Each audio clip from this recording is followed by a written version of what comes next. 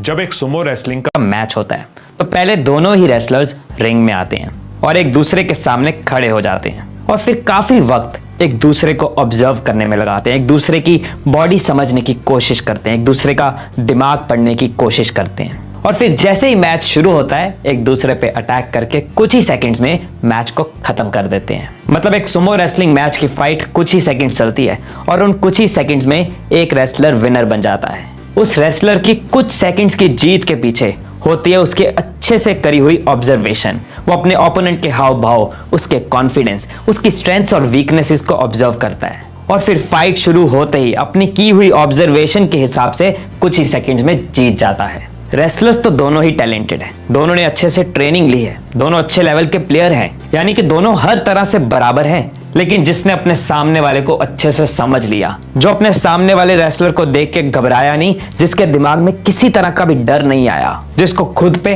और अपनी स्किल्स पे ज्यादा भरोसा है, वो मैच को जीत जाता है। लेकिन हम अपनी जिंदगी में ऐसा नहीं करते।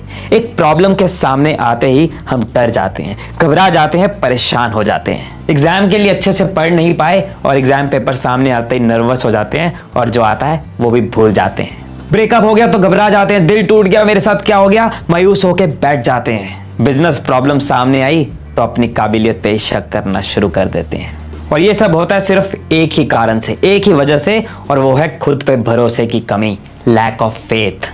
दोस्तों, खुद पे भरोसा होना जरूरी है, उतना ही जितना कि सांस लेना। जब खुद पे भरोसा होगा तो कोई भी मुसीबत बड़ी नहीं लगेगी। जब खुद पे भरोसा होगा तो किसी भी चुनौती में इतना दम नहीं कि वो आपको झुका दे। ये खुद पे भरोसे का ही नतीजा था कि दशरथ मांझी अकेले के दम पर पहाड़ तोड़ गए। ये खुद पर भरोसे का ही नतीजा था कि एक पेट्रोल स्टेशन पे काम करने वाले धीरूभाई अंबानी रिलायंस इंडस्ट्रीज बना गए। ये खुद पे भरोसे का ही नतीजा था कि ब्रायन एक्टन को जब फेसबुक से रिजेक्शन मिली तो वो हारे नहीं और व्हाट्सएप बना डाला, जिसको फेसबुक ने $19 बिलियन में खरीदा।